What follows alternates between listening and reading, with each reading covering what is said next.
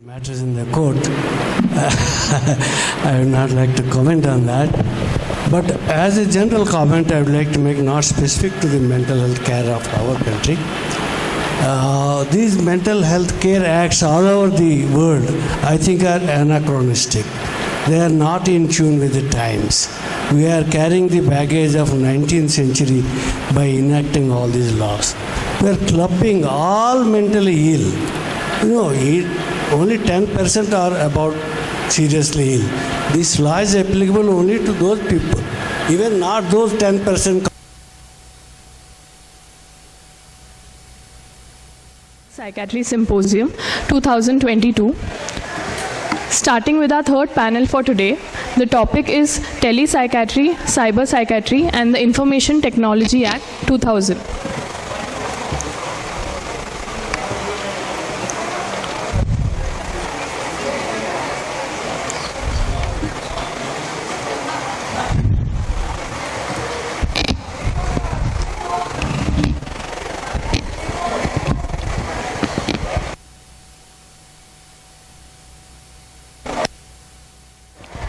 Welcome back to the afternoon session of the National Forensic Psychiatry Symposium 2022.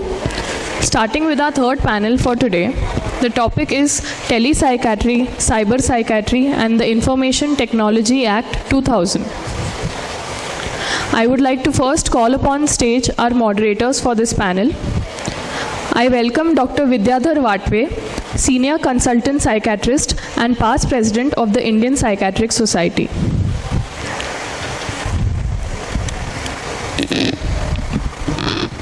Yes.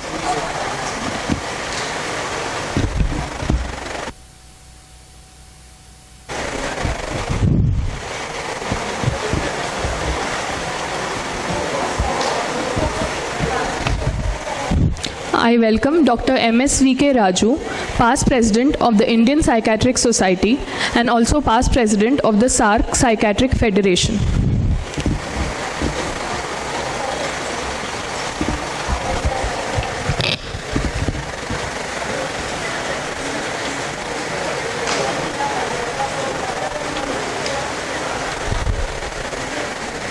I welcome Dr. Prasad Deshpande, Professor and Head of the Department of Psychiatry at GMC Aurangabad.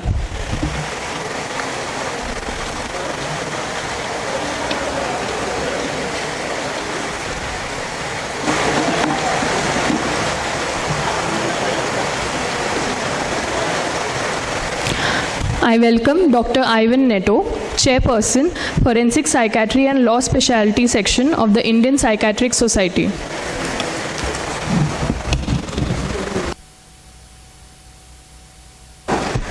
Next, I'd like to welcome our panelists. I'd first like to welcome Dr. Om Prakash Singh. Sir is a professor of psychiatry at the West Bengal Medical Education Service. He's also an editor of the Indian Journal of Psychiatry. Sir will be joining us online today.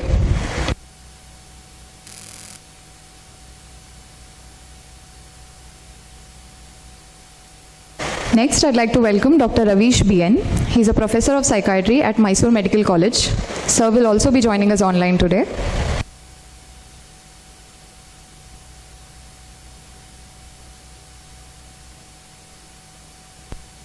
I'd like to welcome again Dr. Suresh Badamat. He's Professor of Psychiatry at NIMHANS. He also heads the Telemedicine Center at NIMHANS, Bangalore.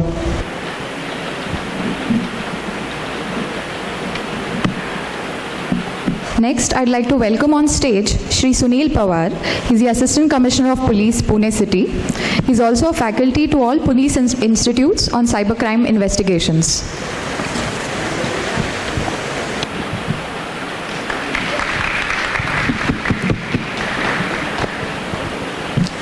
I'd also like to welcome on stage Dr. Deepthi Lele. She's a consultant and cyber law trainer who works with the Pune Police on cybercrime projects.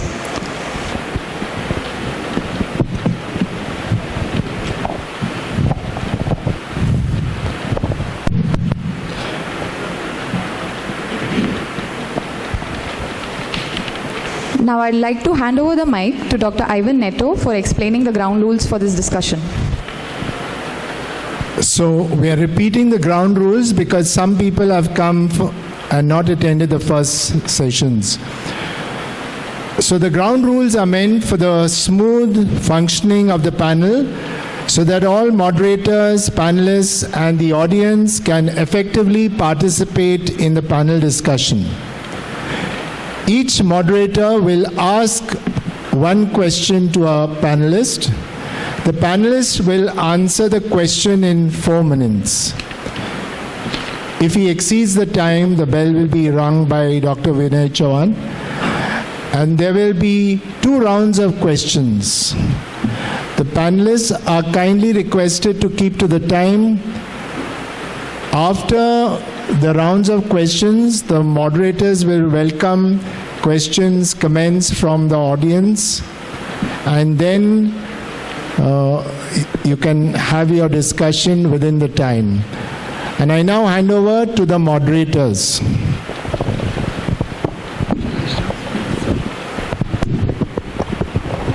Well, I think he's... where is OP? He's not seen? OP Singh. We want OP Singh on, sir.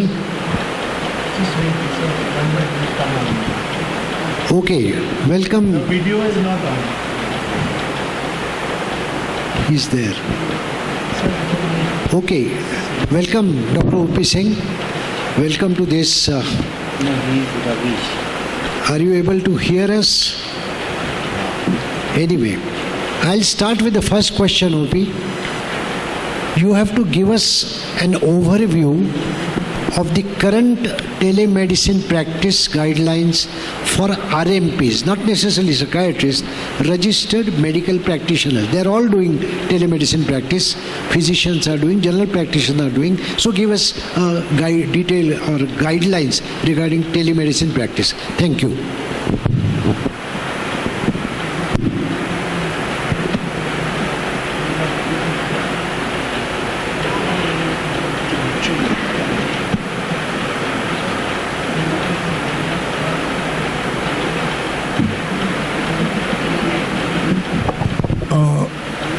Are you able to connect to Dr. Suresh Badamat, Dr. Ravish? If not, we will take the questions for the panelists who are present here.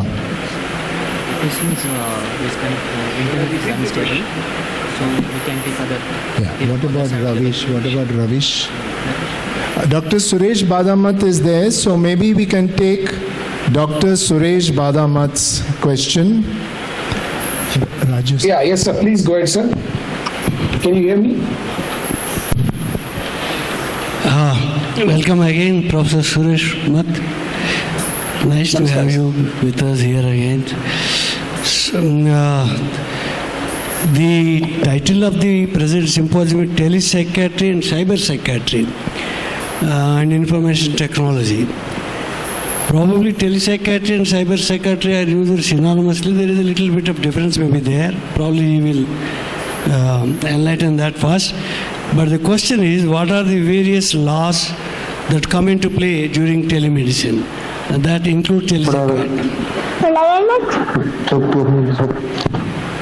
Okay, thank you for the question. First and the foremost, I would like to say that telemedicine guideline, which was passed in the currently, which is available, and currently which has been gazette notification has been done, was on 25th March 2020, immediately during the lockdown by this one. Till then, it was more of a guideline, and nowhere it was banned actually. But invariably, many of the healthcare providers had anxiety. Is there any law? How should we provide care? Those are the questions were there. And actually, if you look at the Government of India had clear policy regarding telemedicine, and we were in 2004-2003, actually under the Honorable President Abdul Kalam, we had a Pan-African country telemedicine was given from the Indian various institutions. Coming to that as a law, it came into picture, it is under telemedicine guideline. What are those laws? Let me be very clear, all the laws which are applicable during in-person practice, that means if a patient comes to my consultation chamber, when I see them face to face, whatever the laws are applicable there, the same laws are also applicable here. along with that, like what are those laws? It can be Drugs and Cosmetic Acts 1940 and Rules 1945, that will be applicable. Medical Council of India, now National Medical Commission Act is there, that is also applicable. And if you take Mental Health Care Act of 2017, that is also applicable. Narcotic Drugs and Psychotropic Substance Prevention Act of 1985, that is also applicable. That means all laws which are applicable in person is also applicable in telemedicine. But however, we need to be cautious about certain things when we are doing telemedicine. Basically, we have to be compliant with IT Act of 2000. That means Information Technology Act of 2000, which is there. We have to be compliant with that, and also the rules which have been formed. And there are guidelines which have been told whenever you share the data or the health data you are going to keep it in the server physically should be present in India. That means apart from the laws which are applicable in person, the laws which are applicable in telemedicine is, along with the in person, the other one is IT Act, telemedicine guidelines that needs to be followed. So these are the two extra laws which will come into picture along with the in-person laws. So apart from that, if you ask me what are the laws, since there are two more extra laws, do you think there is increased litigation in telemedicine? Across the world, the litigation during telemedicine practice is very, very minimal. Actually, we are looking into this, into the World Literature Survey, looking at how many cases have been gone to the court during telemedicine practices versus in-person practices. Invariably, in-person practices has more problems because invariably it is human-to-human interaction, various things, whereas in telemedicine, the interaction will be very clear and it is far distance. So for that reason, the litigation also is very less in telemedicine. Otherwise, to summarizing the question, summarizing the answer for the question, all laws which are applicable in person is applicable, plus IT Act and telemedicine guidelines of India. Over to the organizers.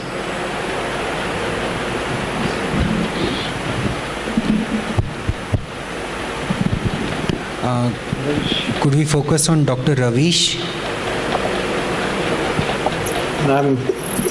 Yes, sir. Good afternoon. Good afternoon, sir. Just a moment, you will be on the screen. Yeah.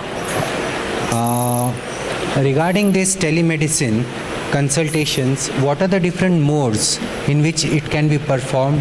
What are the ways in which consent can be obtained? How to do the follow-ups? And what is the importance in specific in the context of telemedicine, sir? A very good afternoon to all of you and my fellow panelists. As Dr. Suresh was mentioning, teleconsultation is in all practical and legal purposes considered similar to that of in-person consultation. However, when the word tele comes, so we are using different modes. It could be multiple mode, but usually there are three modes. One is video, second one is audio, and third one is text. Now we all know there are different video apps, and then audio we all know, okay, in the communication we have been using.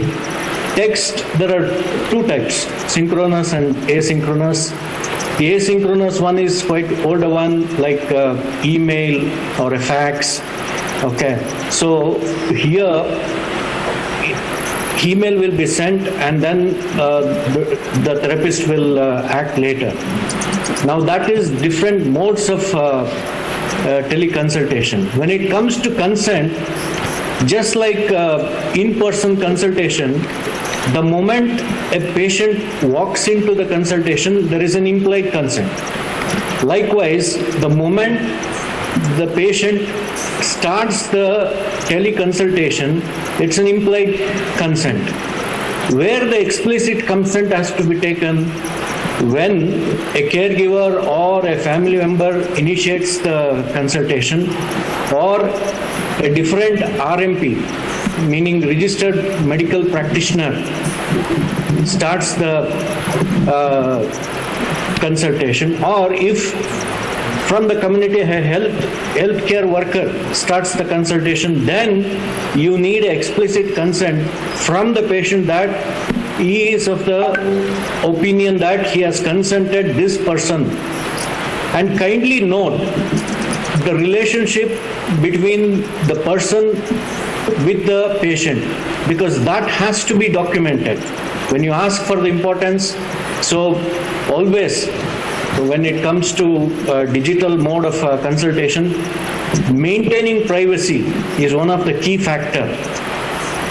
Now, what is a first consult? Now, first consult, as you all know, the first time when it happens, but the other forms of first consult will be if the refilling happens after 6 months. So if the person doesn't consult the registered medical practitioner for a period of 6 months and then comes back, still that will be considered as a first consultation. The other way of consultation here, it is very contextual. So if the patient has got different symptom other than the usual spectrum of the specific disorder or the diagnosis that you come. So if there is a new health condition that comes up, then also it becomes a first consultation. Otherwise, if the registered medical practitioner doesn't remember the details or unable to recall that within past 6 months the kind of consultation has happened, still that can be considered as a first consultation. So I spoke about the mode of consultation. Second one, the consent issue. The third one, first and second consult. So I think I have answered all the part of the question.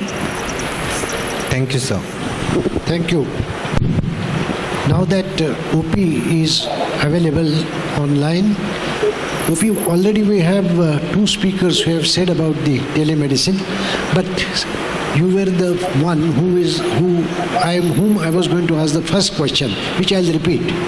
Sir, please give us an overview of the current telemedicine practice guidelines for registered medical practitioners, RMPs, not necessarily psychiatrists, I've already said that, but because all general practitioners, physicians, everyone is doing telemedical practice, but please give us a general overview of a general practice guidelines for practice of telemedicine. Thank you, sir.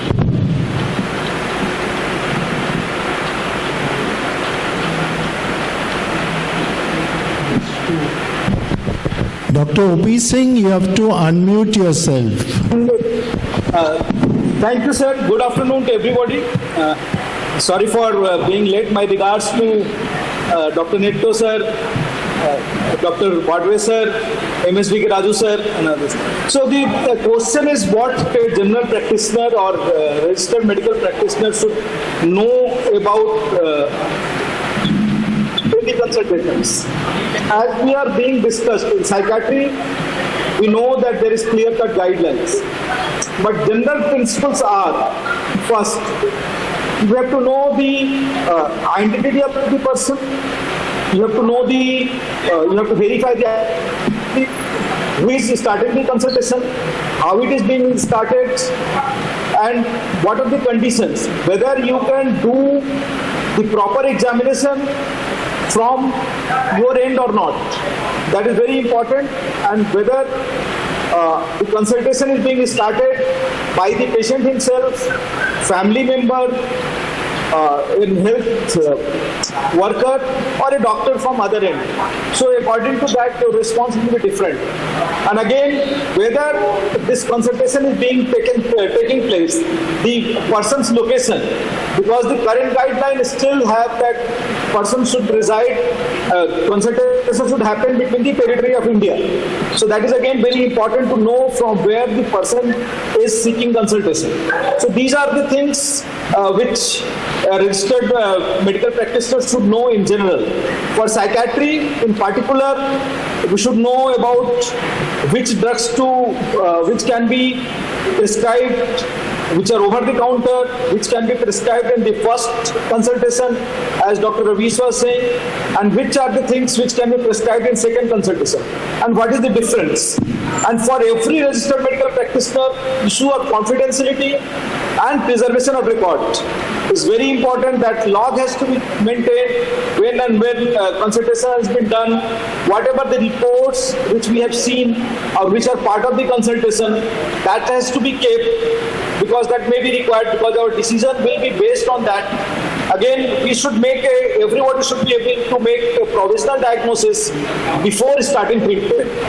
And also we should know, every doctor should know when not to do teleconsultation. When the person is serious, when we cannot examine him properly, there are chances of harm to the person in physical terms or psychological terms. So consultation has to be abandoned, and we have to inform the patient also that they have a right to move from teleconsultation to in-physical consultation. And also we should be aware of what are the facilities are in the vicinity of the patient. If need arises, which we can refer the patient to them. Thank you, sir. Thank you, sir. Yeah. So my my question is for Dr. Dipti Lele, the cyber consultant among us.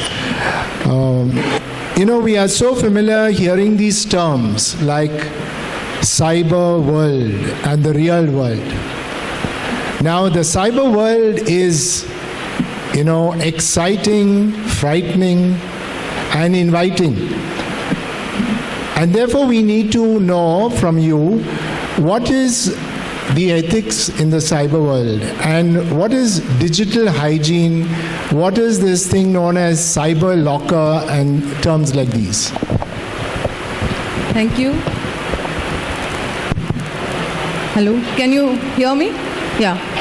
Thank you, doctor. Yeah, it's a nice question.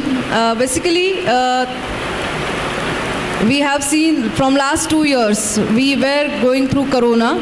So that was a time where actually we are very much concerned about cyber world, basically. I still remember one day I got a call from Dr. Sunil Godbole, he's a pediatrics. So he said, Dipti, can you do technical counseling? And I was like, what is technical counseling, sir? He said, I got some patients, it's during pandemic. I got some patients who are going through depressions, addictions. So you need to teach them technicalities. What is right, what is wrong. So can you able to do that? So that was a new platform where I got more concerned about cyber world and real world. Basically, real world, we are talking to each other. We are connected in cyber world mentally, and we are living over here. We are talking to Dr. Suresh ji, Dr. Om in cyber world. So we are already aware that cyber world is boundaryless. We are into texting. Then we are connected to www. But in real world, it's not the thing. Real world, we can see the people, but in cyber world, we can't see the people. The person to whom you are talking may not be the same person in cyber world, but in real world, yes, we know to whom we are talking. In cyber world, you can hide your expressions. Emojis, many emojis we have searched, we got to know, right? Especially for youngsters, kids. So these emojis are not available in real world. So this is the basic difference between cyber world and real world. And we need to understand in real world, if any disaster will come, basically, so uski bhanak na hame pehle se thodi pad jati hai. We are concerned, 5 to 10% we are aware about that. But in cyber world, when the disaster will come and he will take you and you will become the victim in such kind of crimes. Maybe today you are not aware about it. So this is the basic difference. We were very small, we were not aware about what is cyber world, because only TV was the communication platform. So we need to be very concerned as a parent, as a teacher, or as a psychiatrist also, because now this is very upcoming field for all the psychiatrists also. I think you have already handled many cases of cyber related. Psychiatrist and psychology part is also important. Second, you asked me about ethics in cyber world. Basically, ethics means what is right and what is wrong. So as Dr. Suresh sir rightly said, that whatever we are following in physical world, just we have to follow in cyber world also. So how to behave in society, how to talk in with other people, whether to talk with a stranger or not. So these are the ethics we are following in real world. Just like that, we have to follow all the ethics in cyber world also. Basically, we need to understand that cyber theft, first attraction for that these cyber thief is money, and second is characterization. So mental harassment, mental torture is very important. Privacy issues are increasing. Again, it comes under ethics. I will just give you, don't take me wrong, but if you are, the session is going on, and if you are taking photos, our photos, or if you are taking video clips without our consultation or without asking us, this also comes under the ethics, which is unethical.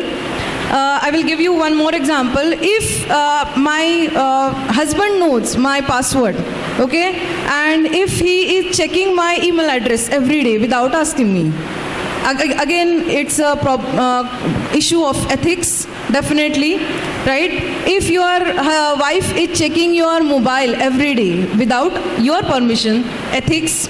Then accuracy also is an issue in ethics, ethical issue in cyber. Then violation of intellectual property rights. Maybe you are already aware about plagiarism is got to know, yeah, if you are doing PhD.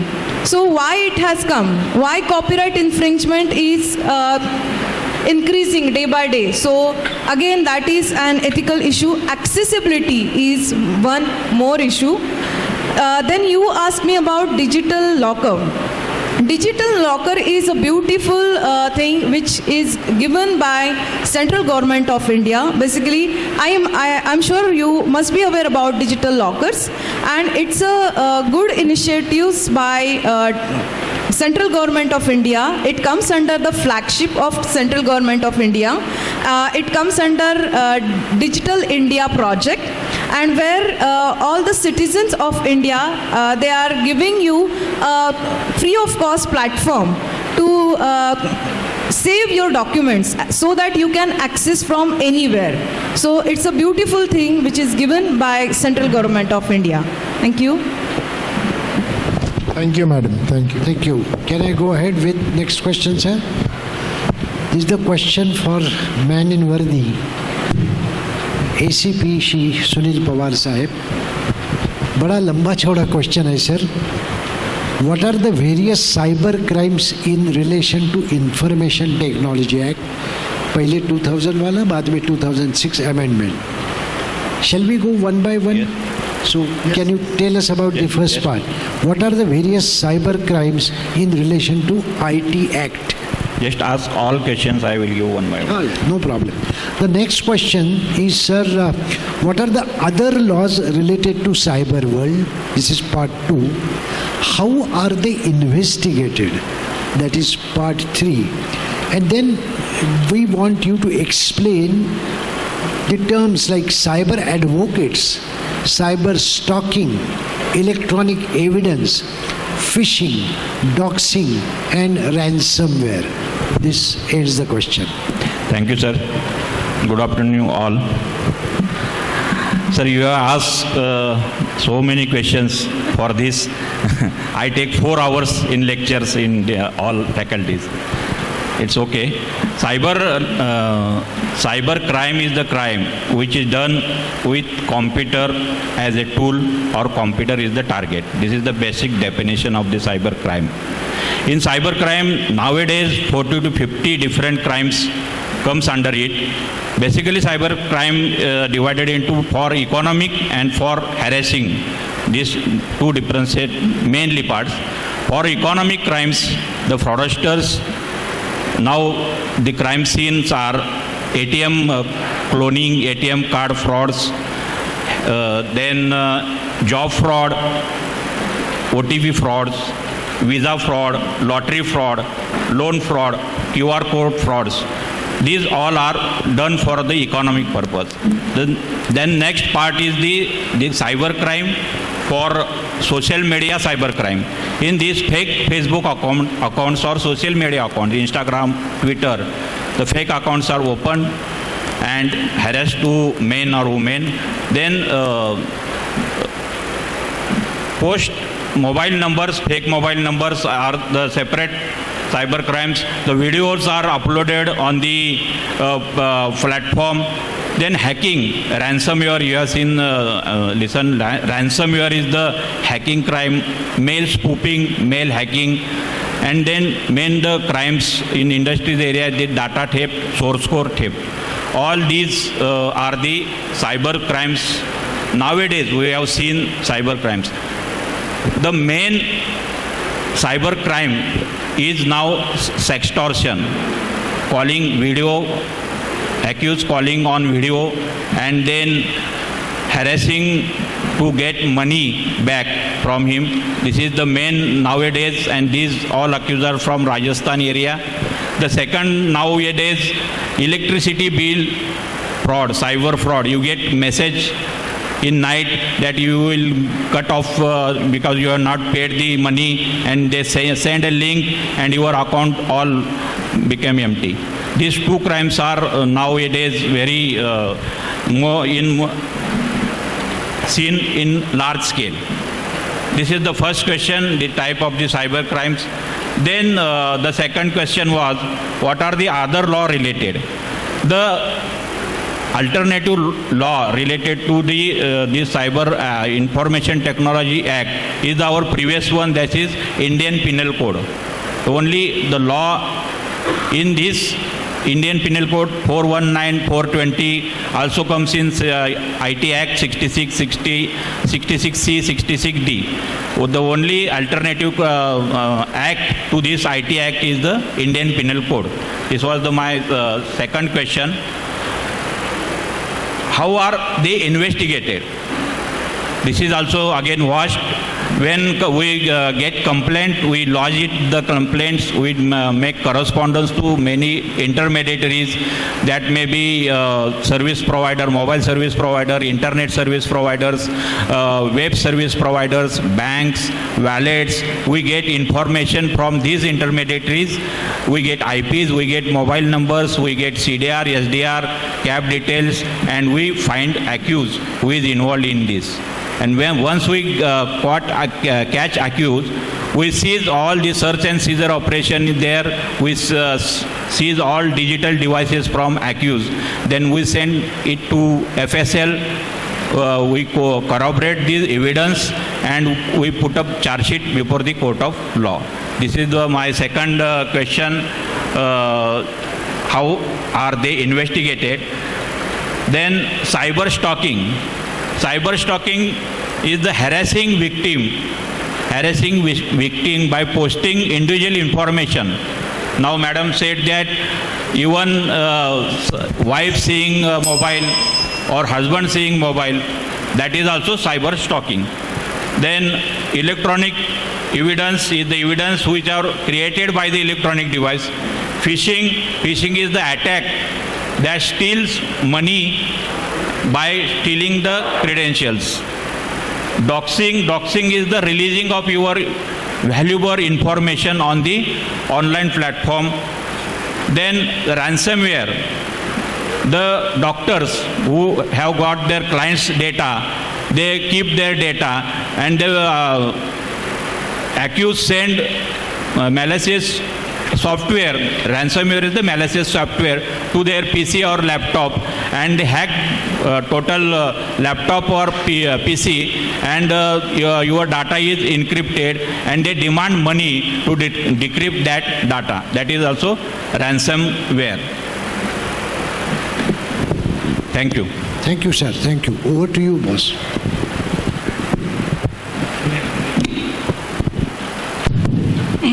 Sir, can I add something? One thing, sir. Just one thing, because Dr. O.P. Singh here, sir. It is Please happening add, to a lot sir. of Please add that what you want to add. person from army is saying that you have to examine 50 patients and you have to give your account where money can be paid, and they are sending a person's photo in army uniform. So this has recently happened to a few of our colleagues. Thank you. Next question. Okay. You are answering? Yes. This is OLX cyber fraud. If we want to purchase car, that fraudster posts army photo and tells that I am in army. I want to go to another consignment. I want to sell my car, sell my fridge, and they only nominate if the car is of 10 lakh. They will tell that I want to sell for only 2 lakhs. This is the case, and fraudsters cheat this in this type of the cybercrime. Well, this question again to Professor O.P. Singh. The question is, firstly, is about telemedicine. Telemedicine, as I understand, is distant medicine as practiced through telephone and fax. And cyber psychiatry is the medium of internet is used. I hope I am wrong. The question is, please explain how records should be maintained during telemedicine consultations. That includes, I think, cyber medicine also. So, how the record should be maintained? I mean, audio, visual, how you maintain security or whatever it is. Sir, as per records should be maintained according to physical, like what we should be maintaining for physical consultation. But there are some other things which, as I was saying, that we have to verify the identity, the consent, if it is implicit, or if somebody else is asking for consent, then explicit consent, other person is starting the teleconsultation. So the record of the consent, from where the person is doing, and all the logs should be maintained, and basic medical records for psychiatrists as required by law should be maintained, and also if possible we should maintain all the recordings if we are taking that, because we have to inform the person that we are recording the interview, and then we have to preserve that also. So all these records should be preserved, and now there are electronic health records. Government of India also has come out with EHR. So we put the data on that, and that is automatically saved. And if you are giving prescriptions which we are photocopies or photographs of the prescriptions, then we have to preserve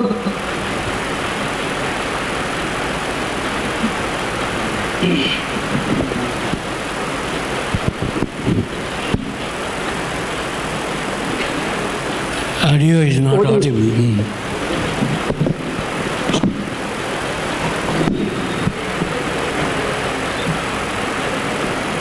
Now, over from my side, sir. Anything else I can?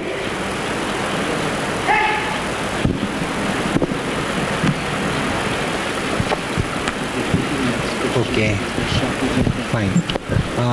Good afternoon, Badamat sir. The question is, could you share the importance of patient identification during a telemedicine consultation, the importance of medical diagnosis, which drugs can be used, cannot be used, and how to go about prescription writing? Okay, thank you, sir. The first and the foremost is telemedicine guideline is very clear that both the parties need to identify each other.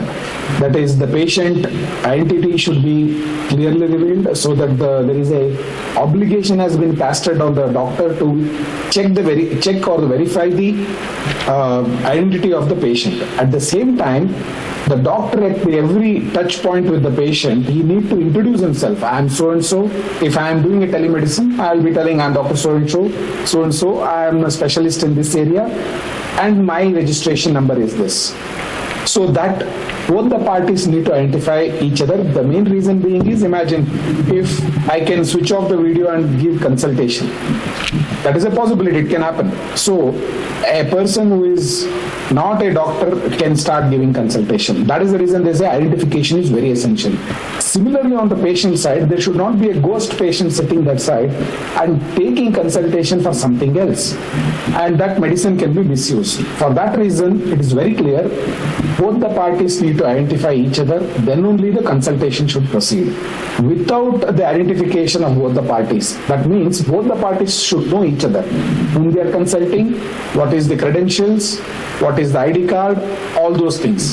So that is very essential, and without identification, consultation is banned. That is the first part of the question. Second one is the need for diagnosis.